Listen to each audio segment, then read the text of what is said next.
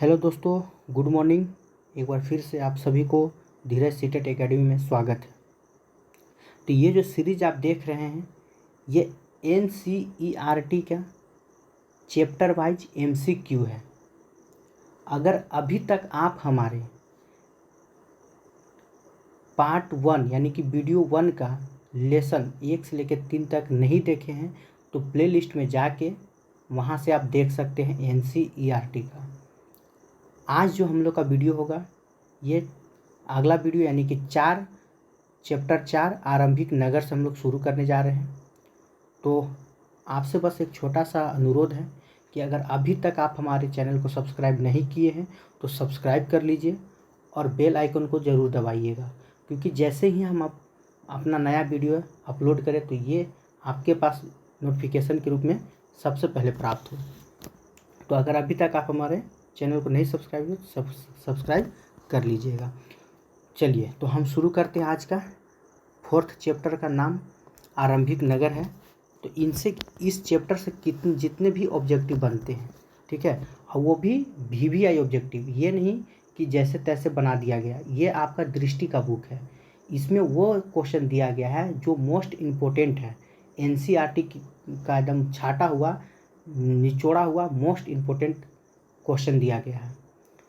इसमें कम से कम 4 लेसन में तो 24 गो, कम से कम तो 24 गो क्वेश्चन दिया गया है। अगर आप 24 क्वेश्चन का व्याख्या सहित देखते हैं तो 24 से आप 48-50 क्वेश्चन भी बना सकते हैं।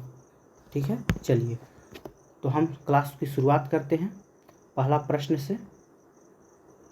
चलिए तो आप लोग भी आंसर मेरे साथ करते चलिएगा। पहला प्रश्न क्या है? भारतीय उपमहाद्वीप में कई आरंभिक नगर खोजे गए। सबसे पहले खोजा गया नगर निम्नलिखित में से कौन सा है? चलिए तो आप लोग भी आंसर कीजिए। सबसे पहले कौन सा नगर खोजा गया था? तो इसका आंसर क्या हो जाएगा? तो हड़प्पा नगर खोजा गया था। ठीक है, देखिए अब थोड़ा सा यहाँ हम इसमें देख लेते हैं। हड़प्पा के बारे में अगर हम जाने तो हड़प्पा किस नदी के किनारे बसा हुआ है? ठीक है, तो हड़प्पा जो है वो किस नदी के किनारे बसा हुआ है? तो याद रखिएगा, रावी नदी के किनारे बसा हुआ है। हड़प्पा किस नदी के किनारे बसा हुआ है? तो रावी नदी के किनारे बसा हुआ है। ठीक है, हड़प्पा की खोज किसने किया था? अगर हम बात करें हड़प्पा की खोज किसने किया था तो दयाराम साहनी ने। ठीक है, हड़प्पा की खोज किसने किया था? तो दयाराम साहनी। चलिए मैनेज कर लीजिएगा थोड़ा सा। अच्छा, अगर हम पूछे कि हड़प्पा की खोज कब की गई थी? हड़प्पा की खोज कब हुआ था? तो 1921 में। ठीक है, हड़प्पा की खोज कब हुआ था? 1921 में। तो यहाँ से हमें क्या क्या मिलना जानने को कि हड़प्पा किस नदी के किनारे बसा हुआ है? तो हम जान गए रावी नदी के किनारे बसा हुआ है।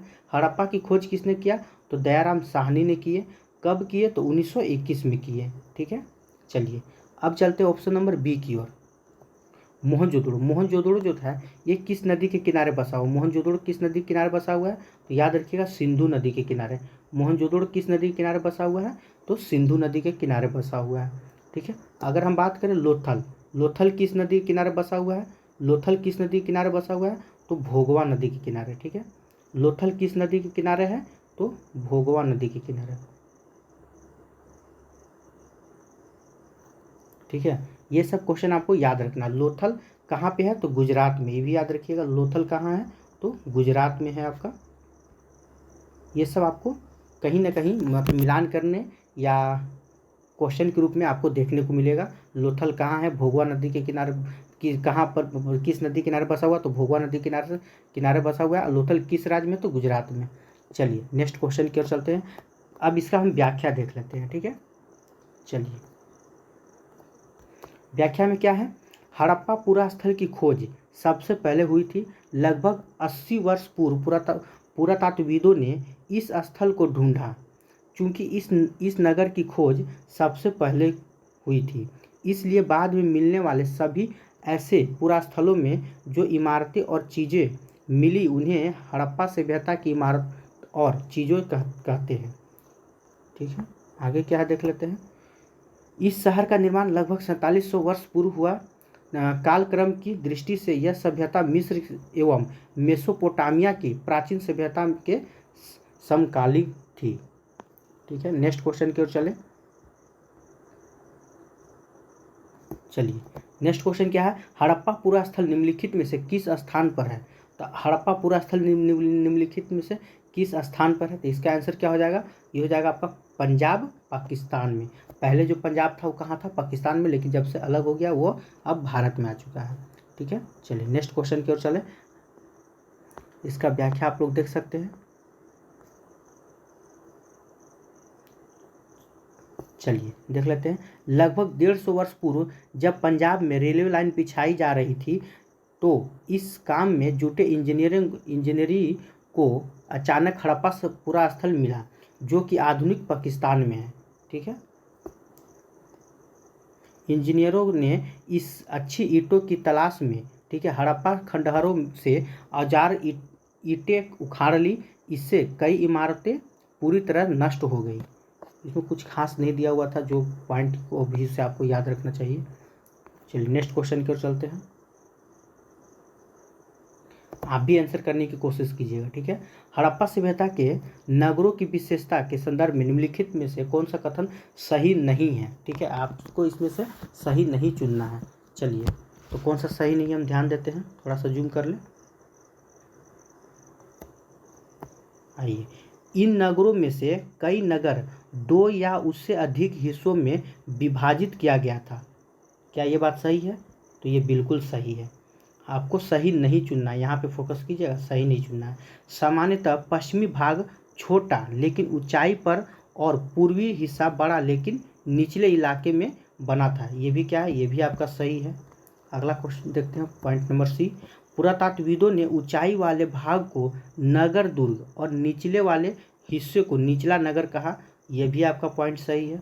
अगला पॉइंट देख लेते हैं, ऑप्शन नंबर 4। इसके दोनों हिस्सों की 4 दीवारियों कच्ची ईंटों की बनाई गई थी। क्या ये पॉइंट सही है, नहीं, ये पॉइंट सही नहीं है। क्यों नहीं सही है, थोड़ा यहाँ पे फोकस कीजिए आप। क्या बोल रहा है, इसके दोनों हिस्सों की 4 दीवारियाँ जो थी ना, कच्ची ईंटों की, यहीं पे मार खा गया, कच्ची ईंटों की नहीं। ठीक है, किस ईंटों की, तो पक्की ईंटों की बनाई गई थी, याद रखिएगा। ठीक है, किस ईंटों की बनाई गई थी, तो पक्की ईंटों से बनाई गई थी। ठीक है, यानी कि ऑप्शन नंबर डी आपका गलत हो जाएगा। देखिए, ऑप्शन नंबर डी आपका दिया हुआ भी है, ये आपका सही नहीं है। चलिए नेक्स्ट क्वेश्चन की ओर चलते हैं।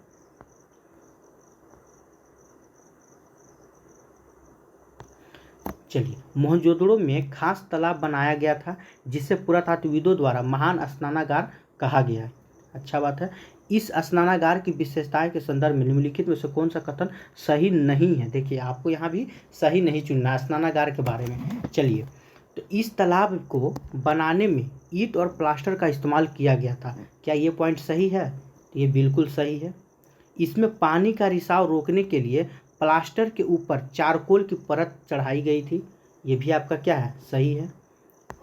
आगे देखते हैं, इसमें दोनों तरफ से उतरने के लिए सीढ़ियाँ बनाई गई थी और चारों ओर कमरे बनाए गए थे। ये भी आपका सही है। नेक्स्ट देख लेते हैं, ऑप्शन नंबर डी। डी क्या है, तो इसमें पानी भरने के लिए सिंधु नदी से छोटे नहरें निकाली गई थी। ये आपका गलत पॉइंट है। क्या, तो कौन सा ऑप्शन सही नहीं होगा, तो ऑप्शन नंबर डी आपका सही नहीं है। ठीक है, चलिए नेक्स्ट क्वेश्चन की ओर चलते हैं।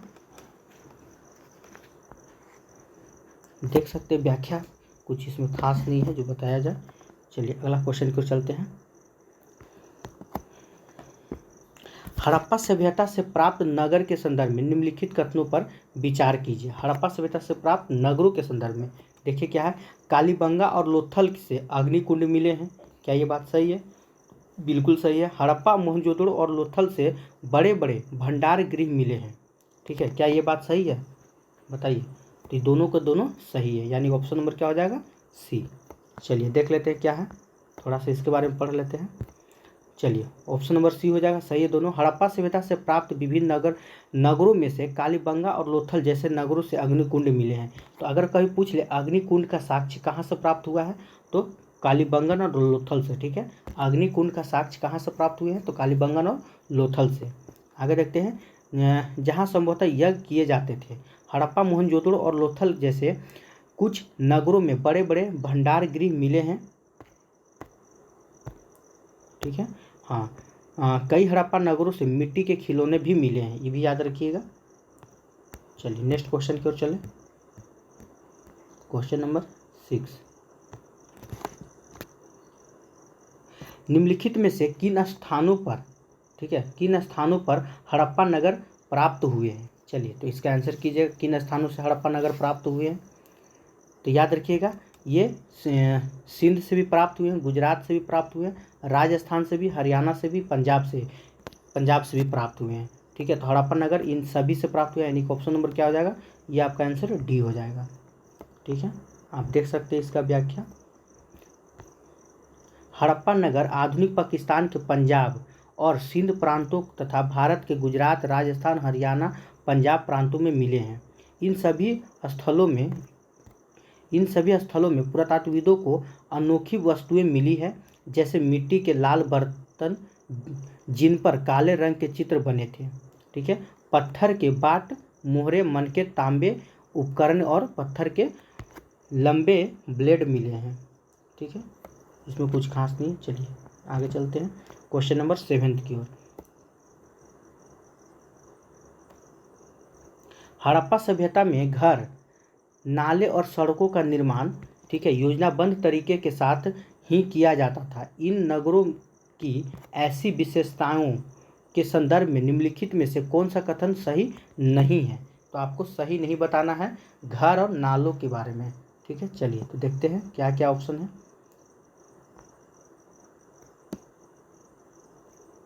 इन नगरों के घर आमतौर पर 1 या 2 मंजिला होते थे। तो क्या ये बात सही है। तो ये बिल्कुल आपका सही है। अधिकांश घरों में एक अलग स्नानागार होता था और कुछ घरों में कुएं भी होते थे। ये भी आपका सही है। आगे देखते हैं ऑप्शन नंबर सी, इन सभी नगरों में नालों को खुला रखा जाता था ताकि इनकी सफाई आसान हो सके। क्या ये बात सही है। तो ये बिल्कुल गलत है। ठीक है, नालों को खुला नहीं रखा जाता था, नालों को ढक के रखा जाता था। ठीक है, नालों को क्या करके रखा जाता था, तो याद रखिएगा ढक के रखते थे। वहाँ के लोग जो थे नालों को ढक के रखते थे। डी ऑप्शन देख लेते हैं, डी में क्या है। हर नाली में हल्के ढलान होती थी ताकि पानी आसानी से बह सके। ये भी आपका सही है। तो कौन सा गलत हो जाएगा, ऑप्शन नंबर सी। ठीक है, चलिए नेक्स्ट इसकी व्याख्या देखना है। चलिए इसकी व्याख्या देख लिया जाए। नालों के ढके होने के कारण इनमें जगह जगह पर मेनहोल बनाए गए थे। ठीक है, जिनके जरिए इनकी देखभाल की जा सके।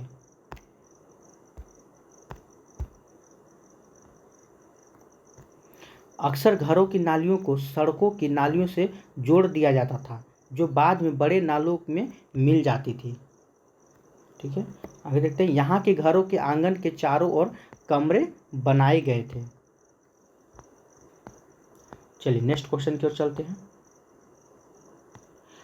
हड़प्पा के नगरीय जीवन के संदर्भ में निम्नलिखित कथन पर विचार कीजिए। तो चलिए विचार करते हैं क्या है इसमें। नगरों में शासक वर्ग नगर की खास इमारत बनाने की योजना तैयार करता था। ठीक है, क्या ये पॉइंट सही है। तो ये बिल्कुल आपका सही है। लिपिक और शिल्पकार भी नगरों में रहते थे। ये भी आपका सही है। शासक और नगरवासियों द्वारा व्यापार भी किया जाता था। तो ये भी आपका सही है, यानी कि क्या हो जाएगा इसका 1 2 3 आंसर हो जाएगा। ठीक है, चलिए इसकी व्याख्या देख लेते हैं क्या है।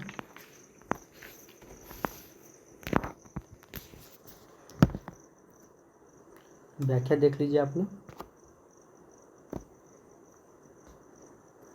नेक्स्ट क्वेश्चन की ओर चलते हैं।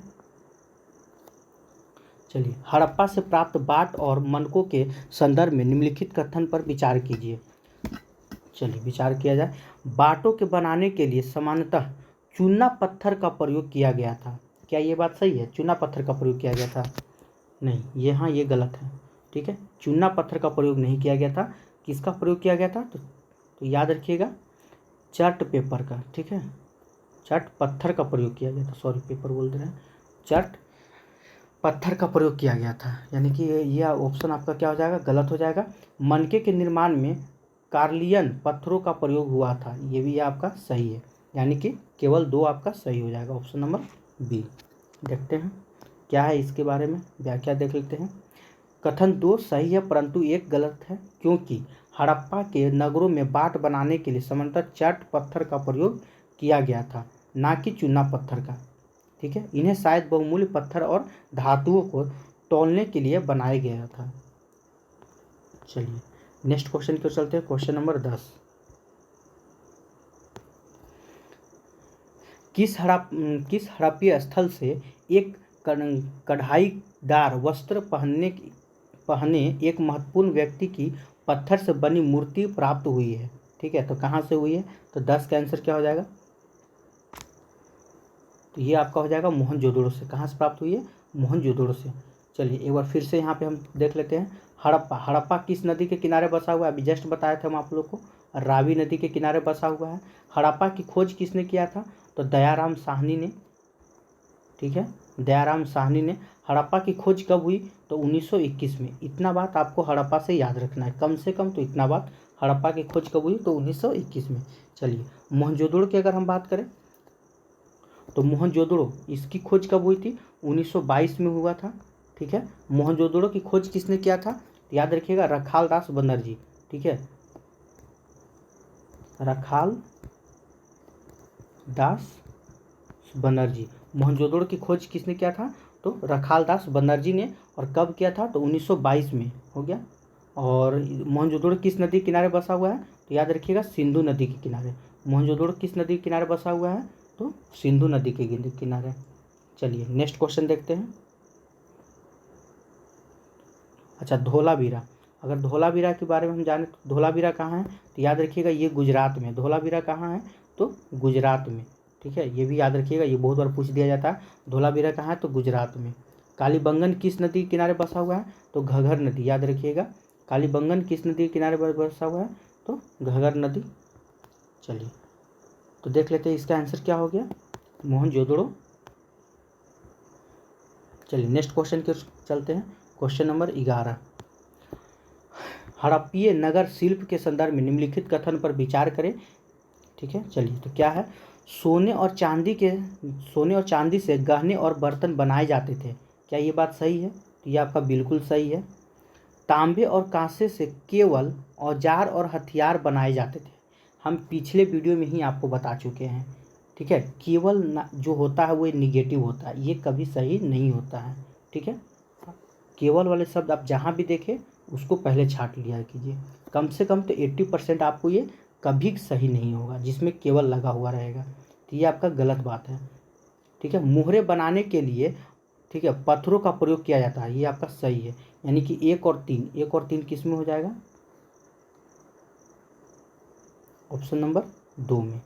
चलिए नेक्स्ट क्वेश्चन की ओर चलते हैं, देख लीजिए व्याख्या इसको।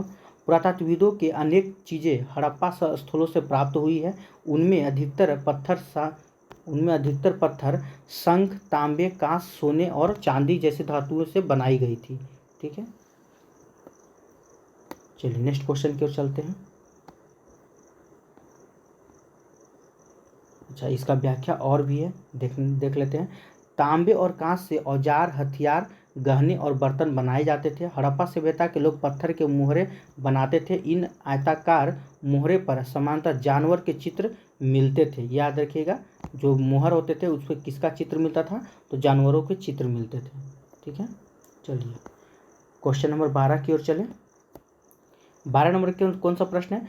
सूती कपड़े के टुकड़ों के अवशेष निम्नलिखित में से किस हड़प्पा स्थल से मिले हैं? तो सूती कपड़े के टुकड़ों के अवशेष निम्नलिखित में से किस हड़प्पा स्थल से मिले हैं? इसका आंसर क्या हो जाएगा? चलिए तो 12 का आंसर क्या हो जाएगा? तो याद रखिएगा मोहनजोदड़ो। ठीक है, तो मोहनजोदड़ो की स्थापना किसने किया था? वो 2 बार बता चुके हैं। रखाल दास बनर्जी ने। कब किए थे? तो 1922 में। ठीक है, किस नदी के किनारे बसा हुआ है मोहनजोदड़ो? तो सिंधु नदी के किनारे बसा हुआ है। चलिए अगला क्वेश्चन क्यों चलते हैं। क्वेश्चन नंबर 13, हड़प्पा के नगरों में सूत कताई का काम होता था। क्या ये कथन सही है? हड़प्पा के नगरों में सूत कताई का काम होता था, तो ये कथन सही है। अगला क्वेश्चन इसमें देख लेते हैं इसका कारण क्या है। क्योंकि मेहरगढ़ में कपास की खेती होती थी। ठीक है, तो मेहरगढ़ में कपास की खेती होती थी, तो ये भी क्या है? ये भी सही है, लेकिन इसकी व्याख्या नहीं है। ठीक है, इसके क्या है, इसकी व्याख्या नहीं है। ऑप्शन नंबर बी हो जाएगा। दोनों सही है लेकिन व्याख्या नहीं है। चलिए देख लेते हैं क्या है यहाँ पे। तो लगभग 7,000 वर्ष पूर्व मेहरगढ़ में कपास की खेती होती थी। ठीक है, यानी कि भी सही था, वो भी सही है। और क्या है, मोहनजोदड़ो से के कपड़े के टुकड़े का अवशेष, ठीक है, चांदी के एक फूलदान के ढक्कन तथा कुछ अन्य तांबे की वस्तुएं के चिपके हुए मिले हैं। इसमें कुछ खास नहीं है। चलिए 14 नंबर प्रश्न देख लेते हैं क्या है। हड़प्पा में मिट्टी के बर्तनों पर सामान्यतः किस रंग का उपयोग हुआ था? ठीक है, तो किस रंग का प्रयोग हुआ था? तो लाल रंग का प्रयोग हुआ था। चलिए नेक्स्ट प्रश्न की ओर चलते हैं। Question number 15। हड़प्पा काल में प्रयोग की जाने वाले फेयंस के संदर्भ में निम्नलिखित कथन पर विचार कीजिए। ठीक है, चलिए तो क्या है कथन नंबर 1। इस काल में फेयंस से मनके, चूड़ियाँ, बाले और छोटे बर्तन बनाए जाते थे। क्या ये पॉइंट सही है? तो ये बिल्कुल आपका सही है। आगे देख लेते हैं क्या है। तो इस काल में प्रयोग होने वाले पत्थर और शंख जहाँ प्राकृतिक रूप से पाए जाते थे, वहीं फेयंस को कृत्रिम रूप से तैयार किया जाता था। क्या ये पॉइंट सही है? तो ये भी आपका बिल्कुल सही है।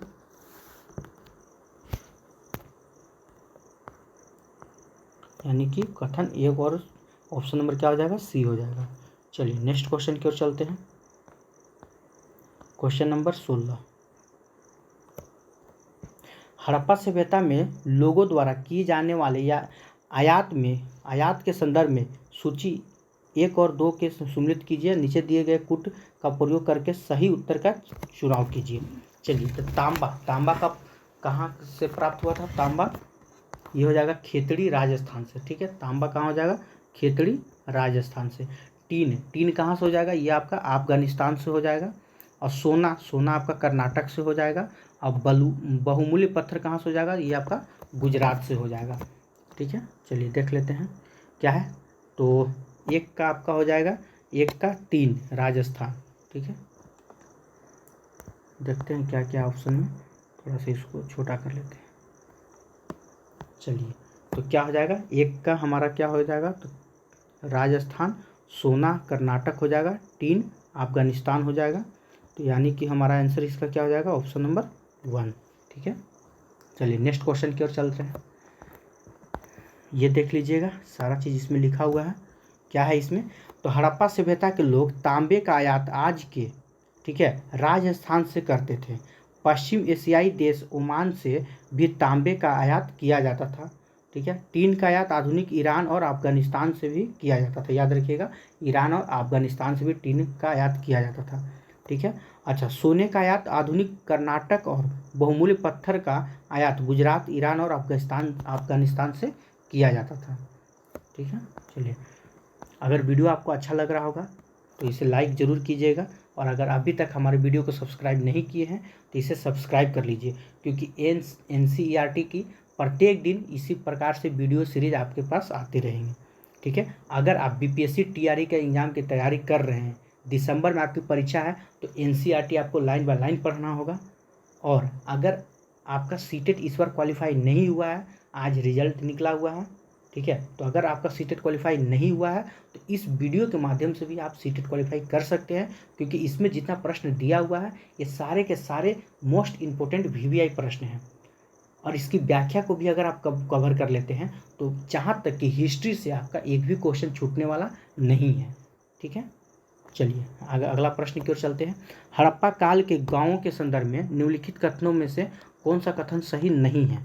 ठीक है, तो कौन सा कथन सही नहीं है हमें वो चुनना है। चलिए, तो कृषक और चारवाहे गांव में रहते थे, यह हमारा क्या है? ये हमारा सही पॉइंट है। हड़प्पा के लोग गेहूँ, जौ, दाल, मटर, धान, तिल और सरसों उगाते थे, ये भी सही है।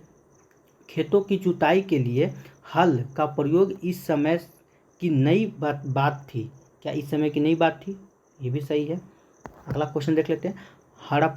सभी हड़प्पा नगरों में सिंचाई के लिए पर्याप्त जल वर्षा से प्राप्त हो जाता था। तो क्या यह पॉइंट सही है? बताइए। तो ये आपका बिल्कुल गलत है, क्योंकि देखिए यहाँ पे क्या लिखा हुआ है, सभी हड़प्पा नगरों में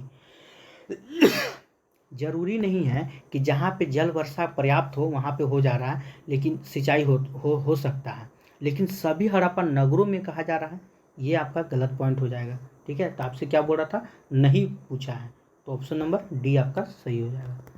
नेक्स्ट क्वेश्चन की ओर चलते हैं, ये पढ़ लीजिएगा, कुछ खास नहीं है इसमें। चलिए अगला प्रश्न की ओर चलते हैं, ये तो आप लोग कर लीजिएगा, मिलान करना है। अभी हम इससे पहले भी आपको बार बार वीडियो में बताते आ रहे थे हड़प्पा किस नदी के किनारे बसा हुआ है। ठीक है, तो याद रखिएगा, रावी नदी के किनारे। मोहनजोदड़ो किस नदी के किनारे बसा हुआ है, तो सिंधु नदी के किनारे। कालीबंगन ये आपका घग्गर नदी हो जाएगा। लोथल ये आपका भोगवा नदी हो जाएगा, यानी कि जो है सेम टू सेम वही हो जाएगा। ठीक है, तो इसका आंसर क्या हो जाएगा, चलिए देख लेते हैं। तो इसका आंसर आपका हो जाएगा ऑप्शन नंबर 1। ठीक है, चलिए इसका व्याख्या देख लीजिएगा, सारा चीज़ें तो आप शायद जानते ही होंगे। चलिए अगला प्रश्न देखते हैं, हड़प्पा सभ्यता का एक महत्वपूर्ण नगर धोलावीरा किस राज्य में स्थित है, निम्नलिखित में से कौन सा है। तो धोलावीरा कहाँ है, जस्ट अभी हम पीछे वीडियो में आपको बता चुके थे, गुजरात में। ठीक है, धोलावीरा कहाँ है, तो गुजरात में। देख लीजिए क्या है इसमें, हड़प्पा सभ्यता का धोलावीरा नगर गुजरात में कच्छ के इलाके में खदीर बेट के किनारे बसा था। यहाँ साफ पानी मिलता था और जमीन उपजाऊ थी। ठीक है, चलिए नेक्स्ट क्वेश्चन की ओर चलते हैं। क्वेश्चन नंबर 20, हड़प्पा कालीन नगर 2 भागों में विभक्त थे, परंतु इनमें से एक नगर 3 भागों में बटा था।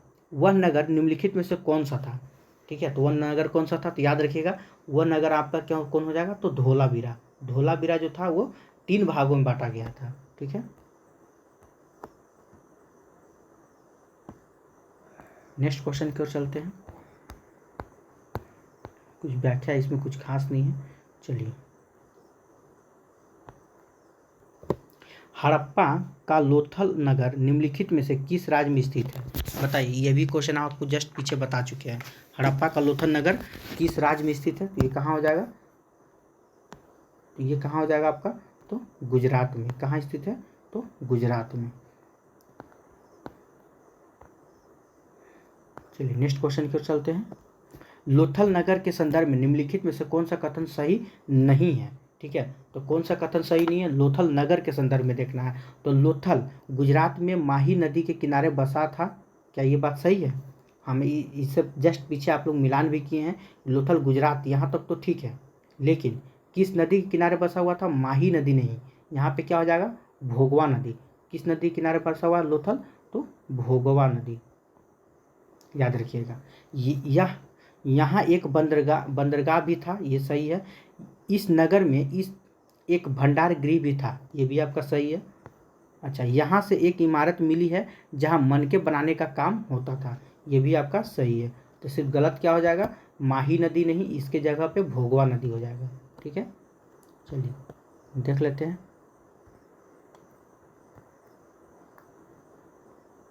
चलिए क्या है कि लोथल, ये ऑप्शन ए आपका गलत है, क्योंकि लोथल साबरमती नदी की एक सहायक नदी है। ठीक है, जो आपको लिखा हुआ भोगवा नदी के तट पर अवस्थित है, ना कि माही नदी के किनारे अवस्थित है। ठीक है, चलिए अगला प्रश्न की ओर चलते हैं। क्वेश्चन नंबर 23, हड़प्पा कालीन मुहर मुद्रा और मुहरबंदी के संदर्भ में निम्नलिखित में कथनों पर विचार कीजिए। चलिए विचार करते हैं, क्या है, मुहर का प्रयोग सामान से भरे उन डिब्बों या थैलों को चिन्हित करने के लिए किया जाता था जो एक जगह से दूसरी जगह भेजे जाते थे। जैसे कि अब आप अभी देखते होंगे कि अभी क्या किया जाता है, अगर कोई बक्सा या पेटी को बंद करके उस पर ऊपर कपड़ा लपेट कर अब एक मुहर मार दिया जाता था। क्यों किया जाता था, अगर बीच में कहीं चोरी चपाटी होता है तो मुहर या उस सील को टूट जाएगा तो उसको पता चल जाएगा। तो ये वही कह रहा है कि मुहर का प्रयोग सामान से भरे उन डिब्बों या थैलों में चिन्हित करने के लिए किया जाता था जो कि एक जगह से दूसरी जगह भेज दिए जाते थे। तो ये पॉइंट क्या हो जाएगा, ये पॉइंट मेरा क्या है, ये बिल्कुल सही है। ठीक है, ऑप्शन नंबर 1 सही है। आगे देखते हैं क्या है। अच्छा, चलिए, शासक वर्ग द्वारा प्रचलित मुहर को बंद करना, ठीक है, मुहर बंदी कहलाता था। तो क्या ये पॉइंट सही है, तो ये आपका गलत हो जाएगा। ठीक है, यानी कि ऑप्शन नंबर ए सिर्फ सही हो जाएगा। नेक्स्ट क्वेश्चन की ओर चलते हैं, क्वेश्चन नंबर 24। चलिए, क्या है, हड़प्पा सभ्यता के अंत के विषय में विभिन्न विद्वानों के विभिन्न तर्क हैं। इन तर्क में निम्नलिखित में से कौन से सम्मिलित हैं। ठीक है, मतलब कि हड़प्पा सभ्यता का अंत कैसे हुआ, कहने का मतलब वही है कि हड़प्पा सभ्यता का अंत कैसे हुआ था। तो देखते हैं, नदियों का सूखना क्या हड़प्पा सभ्यता का अंत का कारण है, तो बिल्कुल है। जंगलों का विनाश, ये भी आपका हड़प्पा सभ्यता का अंत का कारण बना। शासकों का नियंत्रण समाप्त हो जाना, ये भी आपका हड़प्पा सभ्यता का अंत बना। और भी ऐसे कई था, बहुत कुछ था। आर्यों का आक्रमण था, बीमारी, एक बीमारी बढ़ गई थी, यानी कि इसका आंसर क्या हो जाएगा, यानी कि 1 2 3। ठीक है, 24 का क्या हो जाएगा, 3 हो जाएगा। चलिए, इसका हम देख लेते हैं व्याख्या, देखना है तो देख लीजिए आप। नेक्स्ट क्वेश्चन की ओर चलते हैं। तो इस प्रकार से हम लोग एनसीईआरटी क्लास 6 का, ठीक है, हिस्ट्री का चैप्टर 4 खत्म हो गया है। अब हम लोग चैप्टर 5 की ओर चलते हैं। ठीक है, अगर वीडियो आपको अच्छा लग रहा होगा तो इसको लाइक ज़रूर कीजिएगा। और अभी तक आप हमारे चैनल से नहीं जुड़े हैं तो जुड़ जाइए, क्योंकि प्रत्येक दिन एनसीईआरटी 6 7 8 ऐसे ही, मतलब हम सीरीज बाई सीरीज ख़त्म करने वाले हैं। ठीक है, तो नेक्स्ट वीडियो के लिए आप हमारे चैनल से जुड़े रहें। चलिए, तो आज का चैप्टर का नाम है, 5वां चैप्टर क्या है, क्या बताती है हमें किताबें और कब्रें।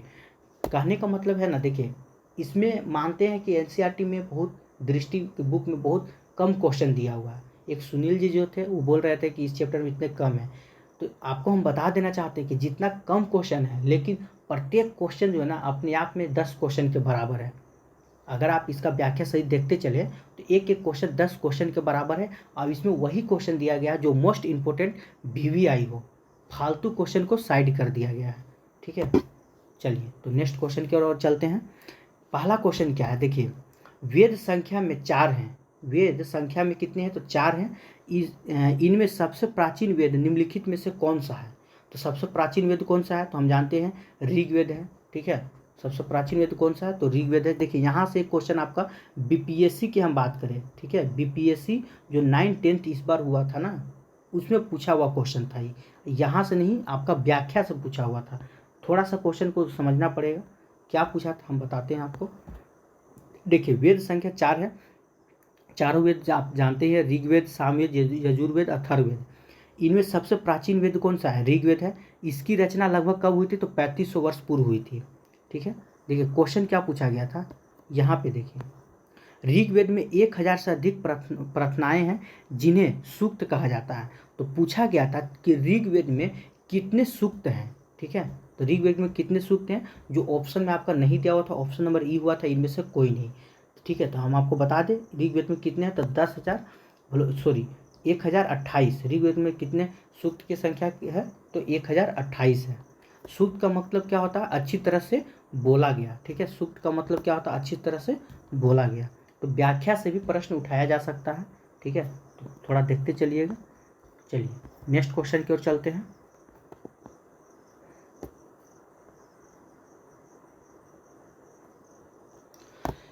अगला प्रश्न देखते हैं, ऋग्वेद के संदर्भ में निम्नलिखित कथनों पर विचार कीजिए। ठीक है, क्या है कि ऋग्वेद में सभी सूक्तों की रचना पुरुषों द्वारा की गई थी। क्या ये पॉइंट सही है कि सभी पुरुषों के द्वारा, ये आपका गलत है। ठीक है, क्या पूछ रहा है, निम्नलिखित कथन पर विचार के सही कथन को चुनना है। ठीक है, यानी कि एक आपका गलत है। आगे देखते हैं, ऋग्वेद की भाषा प्राक संस्कृत या वैदिक संस्कृत कहलाती थी। ठीक है, तो क्या ये सही है, तो ये आपका बिल्कुल सही है। ऋग्वेद का उच्चारण और श्रवण किया जाता था, ना कि इन्हें पढ़ा जाता था, ये भी आपका सही है। यानी कि ऑप्शन नंबर क्या हो जाएगा, ऑप्शन नंबर सी। ठीक है, यानी कि 2 और 3 सही है। देख लेते हैं इसकी व्याख्या क्या है। व्याख्या में क्या देखना है, देख लीजिए, यहाँ पे लिखा हुआ है आपका कि वैदिक प्रार्थनाओं की रचना ऋषियों द्वारा की गई थी। ठीक है, और एक ये आपका यहाँ पे ये इम्पोर्टेंट है। चलिए, ऋग्वेद की भाषा प्राक संस्कृत या वैदिक संस्कृत कहलाती थी। ठीक है, ये संस्कृत वर्तमान में स्कूल में पढ़ाई जाने वाली संस्कृत से थोड़ी भिन्न है। ठीक है, चलिए नेक्स्ट क्वेश्चन की ओर चलते हैं। ऋग्वेद में निम्नलिखित में से किन नदियों का उल्लेख सबसे कम हुआ है। ठीक है, ऋग्वेद में सबसे ऋग्वेद में निम्नलिखित में से किन नदियों का उल्लेख सबसे कम हुआ, सबसे कम बार किया गया, कौन सी नदी है? चलिए इसका आंसर कीजिएगा। तो कौन हो जाएगा? गंगा। ठीक है, गंगा और यमुना का उल्लेख सबसे कम बार किया गया है। याद रखिए, गंगा और यमुना का उल्लेख जो है सिर्फ एक बार किया गया है। इन दोनों नदियों का उल्लेख कितने बार किया गया है? तो सिर्फ एक बार किया गया है। ठीक है, तो इसका आंसर क्या हो जाएगा? 3 और 4, ऑप्शन नंबर सी। इसका व्याख्या देख लेते हैं, क्या है? ऑप्शन नंबर सी हो गया। देखिए, चलिए, ऋग्वेद में सरस्वती, सिंधु और उसकी सहायक नदी, ठीक है, ब्यास, सतलज, अन्य का वर्णन कई बार हुआ है, परंतु गंगा और यमुना का उल्लेख सिर्फ एक बार हुआ है। ठीक है, गंगा यमुना का उल्लेख कितने बार हुआ है? तो सिर्फ एक बार हुआ है। ठीक है, चलिए नेक्स्ट क्वेश्चन की ओर चलते हैं। क्वेश्चन नंबर 4 की ओर क्या है, बोल रहा है 4 नंबर, सूची 1 और सूची 2 से सम्मिलित कीजिए तथा नीचे दिए गए कूट में सही का उत्तर चयन करना। चलिए सही का उत्तर चयन करना है। तो संस्कृत, तो संस्कृत क्या हो जाएगा? संस्कृत ये भारोपियों, ठीक है, भारोपियों की भाषा थी। संस्कृत किस में आ जाएगा? 1 का 4 में हो जाएगा। 1 मिनट, इसको थोड़ा छोटा कर लें। अच्छा, इसमें नहीं दिया हुआ है। चलिए, तो 1 का क्या हो जाएगा? 1 का आपका 1, चलिए, तो 1 का क्या हो जाएगा? 4 हो जाएगा। ठीक है, अगला देखते हैं, अगला क्या है? पूर्वोत्तर क्षेत्र की भाषा। तो पूर्वोत्तर क्षेत्र की भाषा क्या किस में चल जाएगा? तो तिब्बत, वर्मा भाषा परिवार। मलयालम, मलयालम किस में चल जाएगा? तो सी का आंसर क्या हो जाएगा? द्रविड़ भाषा परिवार की। मलयालम कहाँ की भाषा थी? तो द्रविड़ भाषा परिवार की मलयालम हो जाएगा। मध्य भारत की भाषा कहाँ चला जाएगा? तो ये आपका चला जाएगा, ठीक है, इसमें हो जाएगा। यानी कि 1 का आंसर क्या हो जाएगा? 1 का 4 और 2 का 3। तो कौन सा हो जाएगा? देख लेते हैं। 1 का 4, 2 का 3 किस में है? 1 का 4, 1 का 4, 1 का 4 2 गो में है, 2 का 3 2 गो में है। अच्छा, यानी कि ऑप्शन नंबर क्या है? बी हो जाएगा। चलिए ठीक है, आगे बढ़ते हैं, अगला प्रश्न की ओर चलते हैं। ऋग्वैदिक युद्धों के संदर्भ में निम्नलिखित में से कौन सा कथन सही नहीं है? चलिए, तो कौन सा कथन सही नहीं है, इसका आंसर बताइएगा। कौन सा कथन सही नहीं है? ठीक है, देख लेते हैं। इस काल में मवेशियों के लिए युद्ध लड़े जाते थे, तो ये पॉइंट सही है आपका।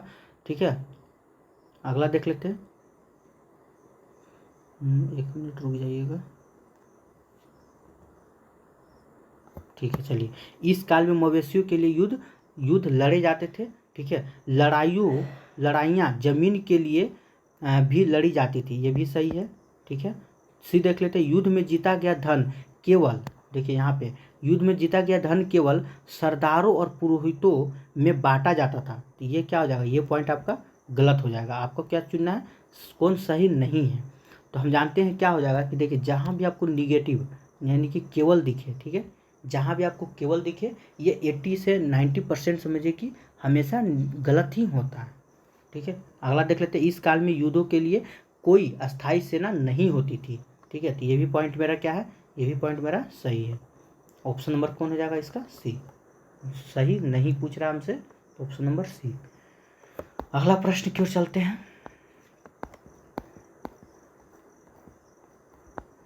चलिए, अगला प्रश्न क्या है? तो ऋग्वैदिक काल में काम के आधार पर वर्गीकृत 2 समूहों, पुरोहित और राजा के संदर्भ में निम्नलिखित पर कथन पर विचार करना है। ठीक है, चलिए विचार करते हैं राजा और पुरोहित पर। तो क्या है पहला ऑप्शन में? पहला ऑप्शन क्या है? पुरोहित, जिन्हें कभी कभी ब्राह्मण कहा जाता था, तरह तरह के यज्ञ और अनुष्ठान करते थे। ये क्या है? ये आपका सही है। ठीक है, दूसरा देख लेते हैं। राजा महलों में रहते थे, ये तो गलत बात है, राजा महलों में नहीं रहते थे। और शासन के लिए कर वसूल करते थे, ये भी आपका बहुत गलत बात है, ये शासन के लिए कर वसूल नहीं करते थे। ठीक है, यानी कि आपका कौन सा हो जाएगा? ऑप्शन नंबर 1 सही हो जाएगा। देख लेते हैं इसका व्याख्या क्या कह रहा है। देखिए, 1 सही है, इसका व्याख्या देख लिया जाए। चलिए, तो पुरोहितों को कभी कभी ब्राह्मण कहा जाता था। ठीक है, ये यज्ञ और अनुष्ठान कराते थे। तो ब्राह्मण का काम क्या है? यज्ञ और अनुष्ठान कराना। ऋग्वैदिक काल के राजा ना तो बड़ी राजधानियों और महलों में रहते थे, ना इसके पास सेना थी। ठीक है, याद रखिएगा, इनके पास ना तो सेना थी और ना ही ये कर वसूलते थे। ठीक है, यही नहीं, राजा की मृत्यु के बाद उसका बेटा अपने आप ही शासक नहीं बन जाता था। ठीक है, तो ये सब पॉइंट आपको याद रखना होगा, कुछ कुछ पॉइंट। चलिए अगला क्वेश्चन देखते हैं। निम्नलिखित में से कौन सा शब्द, ठीक है, नाम ऋग्वेद में मिलता है या मिलते जुलते हैं? ठीक है, कौन सा है तो देख लीजिए। तो क्या हो जाएगा, तो पुरु जन या विष ये भी मिलता है, भरत जन या विष ये भी आपको मिलता है, और यदु जन या विष ये भी आपका मिलता है। यानी कि ऑप्शन क्या हो जाएगा 7 का डी, इनमें से सभी, यानी कि 1 2 तीनों मिलता है। नेक्स्ट क्वेश्चन की ओर चलते हैं। चलिए, तो नेक्स्ट प्रश्न क्या है, तो आर्य लोग अपने विरोधियों को निम्नलिखित विकल्प में से क्या कहते थे? तो क्या कहते थे, तो इसका आंसर क्या आ जाएगा, दस्यु कहते थे। ठीक है, अब चलिए इसकी व्याख्या की बात करें, थोड़ा सा व्याख्या देख लिया जाए। तो आर्य लोग अपने विरोधियों को दास या दस्यु कहते थे। दस्यु वे लोग होते थे जो यज्ञ नहीं करते थे। ठीक है, याद रखिए, दस्यु कौन होते थे, जो यज्ञ नहीं करते थे, शायद दूसरी भाषाएं बोलते थे। ठीक है, अच्छा आगे क्या है, तो बाद के समय में दास स्त्रीलिंग दासी यानी कि शब्द का मतलब गुलाम हो गया।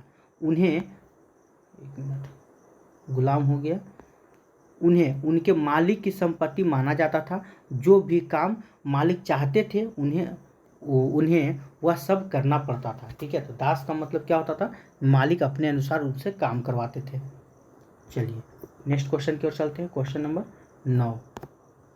जिस युग में उपमहाद्वीप के उत्तर पश्चिम में ऋग्वेद की रचना हो रही थी, उसी समय कुछ अन्य जगहों पर महापाषाणिक कब्रें बनाने की प्रथा का विकास हो रहा था। तो महापाषाणिक कब्रों की प्रथा के संदर्भ में निम्नलिखित कथनों पर विचार कीजिए। चलिए विचार करते हैं क्या है।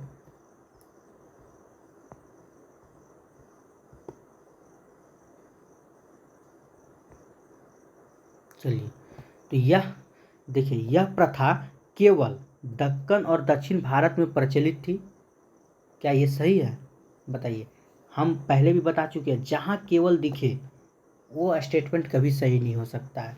कम से कम तो 80% नहीं होगा, वैसे ही केस में ही सही हो सकता है।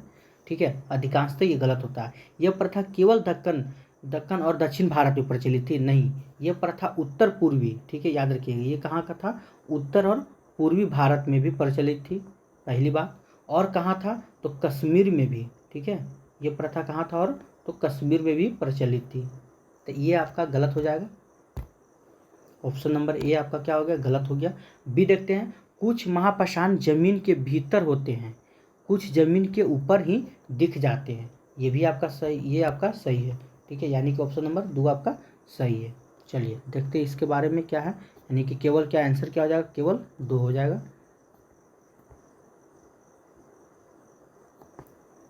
चलिए, तो इसमें क्या याद रखना है, तो ये पॉइंट ठीक है। महापाषाण कब्र बनाने की प्रथा 3000 वर्ष पूर्व शुरू हुई। यह प्रथा दक्कन, दक्षिण भारत, उत्तरी पूर्वी भारत और कश्मीर से प्रचलित थी। ठीक है, ये पॉइंट आपके लिए इम्पोर्टेंट बन सकता है। अगला क्वेश्चन देखते हैं, बहुत बड़ा क्वेश्चन। चलिए, निम्नलिखित में से कौन से चिन्ह जमीन के भीतर की महापाषाणी कब्रों को दर्शाते हैं? ठीक है, अगर आप मतलब कब्र को कौन सा चिन्ह दर्शाता है, चलिए देख लेते हैं। पहला क्या है, तो गोलाकार सजाए हुए पत्थर, ये आपका सही है। गोलाकार सजाए हुए पत्थर से भी हमें पता चलता है कि यहाँ कब्र है। ठीक है, दूसरा देखते हैं, अकेला खड़ा हुआ पत्थर। तो अकेला खड़ा हुआ पत्थर, अगर कभी भी आप शमशान घाट में अगर जाते हैं तो देखिएगा वहाँ पे एक पत्थर खड़ा कर दिया जाता है, जिससे हम जान सकते हैं कि इसके नीचे क्या है, तो कब्र बने हुए हैं। ठीक है, पत्थरों के बड़े चबूतरे होते थे, तो ये पॉइंट क्या है, ये आपका गलत हो जाएगा, पत्थरों के बड़े चबूतरे नहीं होते थे। ठीक है, तो यानी कि इसका आंसर क्या हो जाएगा, 1 और 2, ऑप्शन नंबर बी। ठीक है, इसका आंसर क्या हो जाएगा, ऑप्शन नंबर बी, 1 और 2। नेक्स्ट क्वेश्चन की ओर चलते हैं।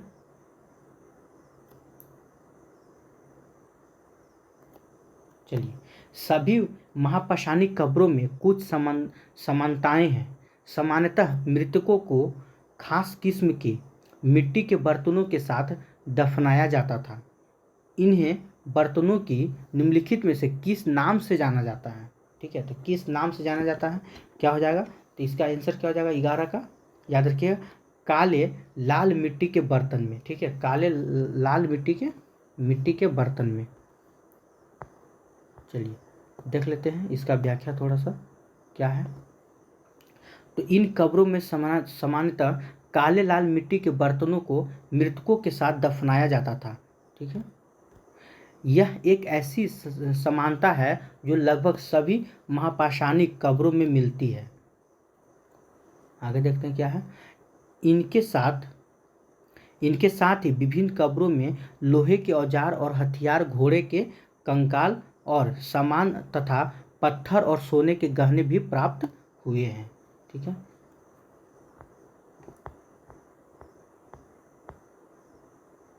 चलिए नेक्स्ट क्वेश्चन की ओर चलते हैं। क्वेश्चन नंबर 12,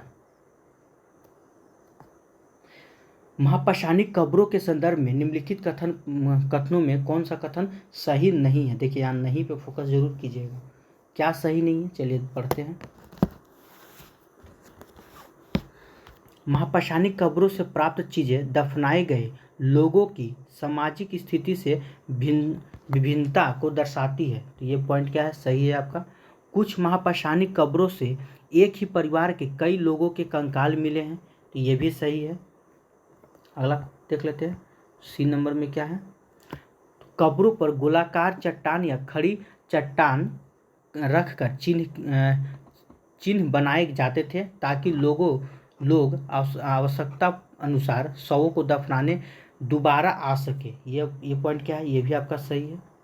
अगला देख लेते हैं, कब्रों में दोबारा जाने के लिए एक रास्ता होता था जिसे डेथ होल के नाम से जाना जाता है। ये आपका गलत है।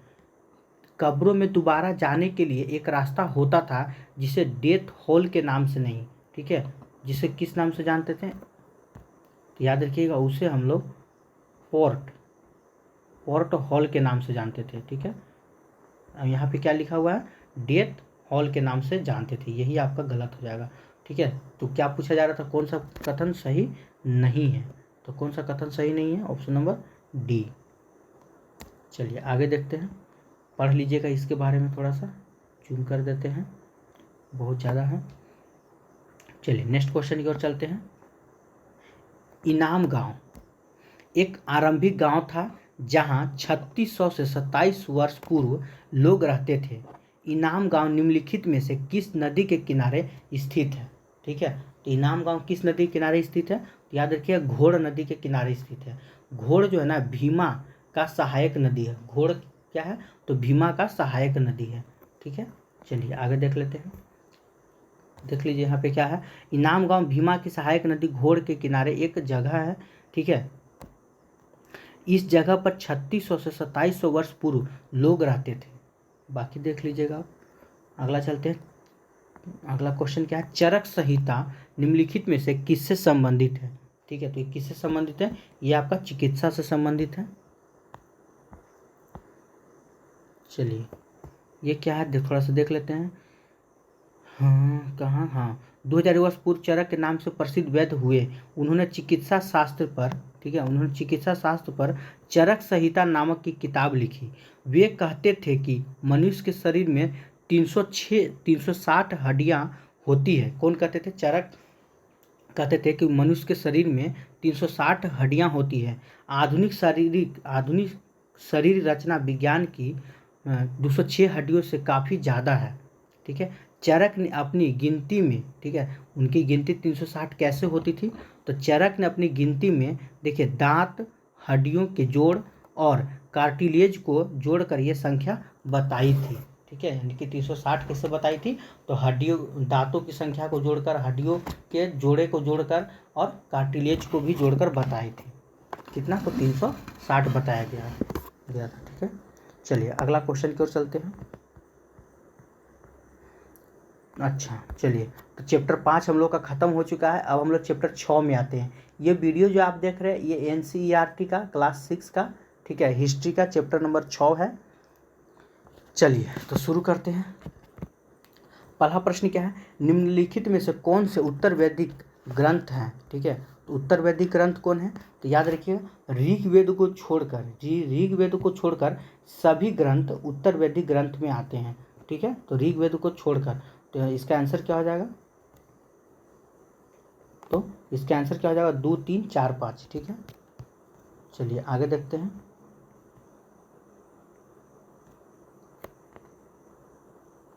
चलिए, तो चारों वेदों में ऋग्वेद सबसे पुराना है, ये बात तो आपको याद रखना होगा। ऋग्वेद के काल को ऋग्वेदिक काल के नाम से भी जानते हैं। ठीक है, आगे क्या है? सामवेद, यजुर्वेद, अथर्ववेद, ब्राह्मण, उपनिषद तथा अन्य कई ग्रंथों के ऋग्वेद के बाद रचे होने के कारण इन्हें उत्तर वैदिक ग्रंथ कहा जाता है। ठीक है, ये देख लीजिएगा। चलिए नेक्स्ट क्वेश्चन की ओर चलते हैं। क्या है कि सूची 1 और सूची 2 में सम्मिलित कीजिए तथा सूचियों के नीचे दिए गए कूट से सही उत्तर का चुनाव करना है। ठीक है, तो क्या है? वैदिक कालीन, देखिए वैदिक कालीन वर्ण का विभाजन, तो वैदिक काल में कितने वर्ण का विभाजन हुआ था? तो 4 वर्णों का विभाजन हुआ था, वो आपको सामने लिखा हुआ है। ब्राह्मण हो गया, शूद्र हो गया, वैश्य हो गया और क्षत्रिय हो गया। ठीक है, अच्छा किसके है? क्या है? वर्ण आधारित कार्य विभाजन, मतलब कि कार्य के आधार पर ब्राह्मण को बांटा गया है। चलिए, तो हम जानते हैं ब्राह्मण किस में हो जाएगा? तो ब्राह्मण है आपका यज्ञ में। ब्राह्मण का काम क्या है? तो यज्ञ करवाना, पूजा पाठ करना। शूद्र, तो शूद्र किस में हो जाएगा? तो शूद्र का काम क्या होता था? तो सेवा करना। ठीक है, विष किस में चला जाएगा? तो विष आपका व्यापार, वैसे लोग क्या करते थे? व्यापार करते थे। क्षत्रिय किस में हो जाएगा? तो क्षत्रिय लोग रक्षा करते थे। ठीक है, चलिए तो इसका आंसर क्या हो जाएगा? यानी कि 1 का 2 और 2 का 1। देखते हैं किस किस में है। 1 का 2, 2 का 1। चलिए, तो ऑप्शन नंबर ए हो जाएगा 1 का 2, 2 का 1। नेक्स्ट क्वेश्चन की ओर चलते हैं। इसका व्याख्या आप लोग देख लीजिएगा, कुछ खास नहीं है, पढ़ लीजिएगा। चलिए क्वेश्चन नंबर 3 की ओर चलते हैं। ठीक है,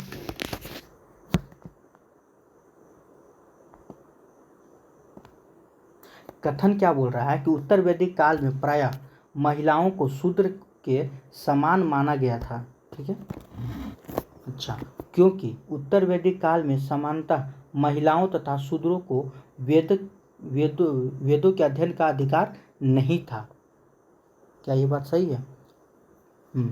देखिए थोड़ा सा इसमें क्या है दिक्कत, तो ये दोनों कथन आपका सही है। ठीक है, कथन भी सही है और कारण भी सही है, लेकिन व्याख्या जो है ना, व्याख्या स्पष्ट नहीं है। ठीक है, दोनों सही है लेकिन व्याख्या स्पष्ट नहीं है। 3 का आंसर क्या हो जाएगा? तो बी हो जाएगा। ठीक है, चलिए नेक्स्ट क्वेश्चन की ओर बढ़ते हैं।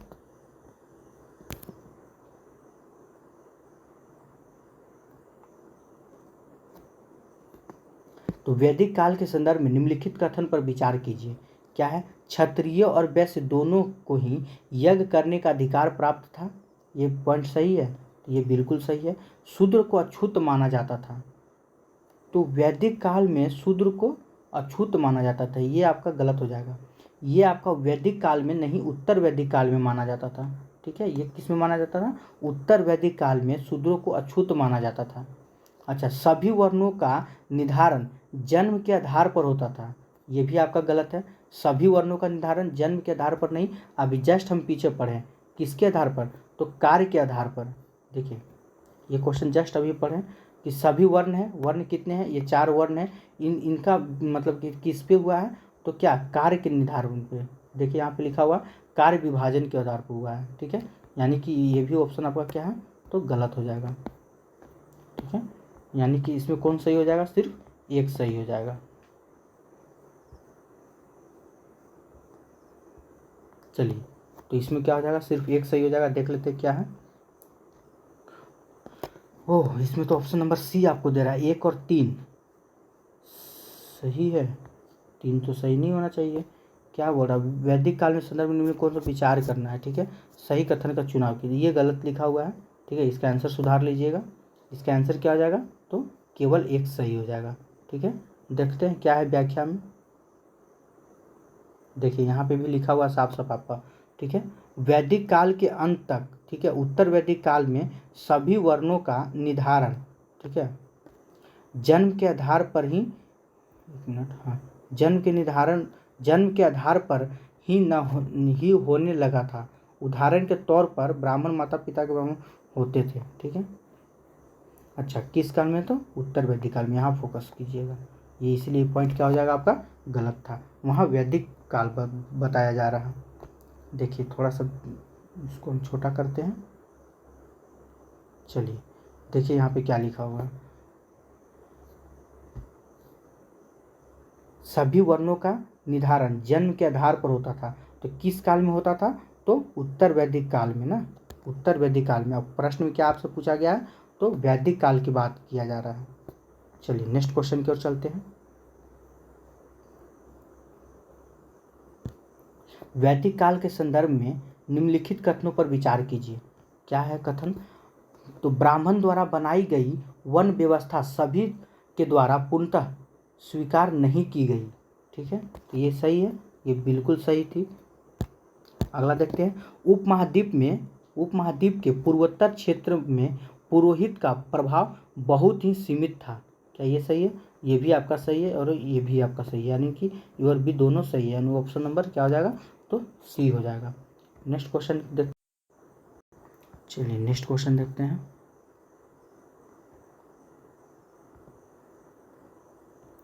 तो पुरातात्वविदों ने जनपद नामक इकाई की कई बस्तियां की खुदाई की। ठीक है, ये जनपदीय बस्ती या बस्तियां निम्नलिखित में से किन स्थानों पर स्थित है? ठीक है, तो पुराना किला कहाँ है? तो दिल्ली में, सही बात है। हस्तिनापुर कहाँ है? तो मेरठ में।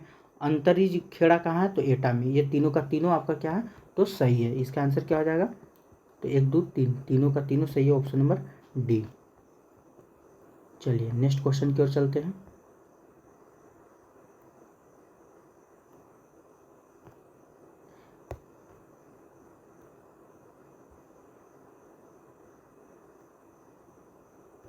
महाजनपदों के संदर्भ में निम्नलिखित कथनों पर विचार कीजिए। ठीक है, क्या है कथन?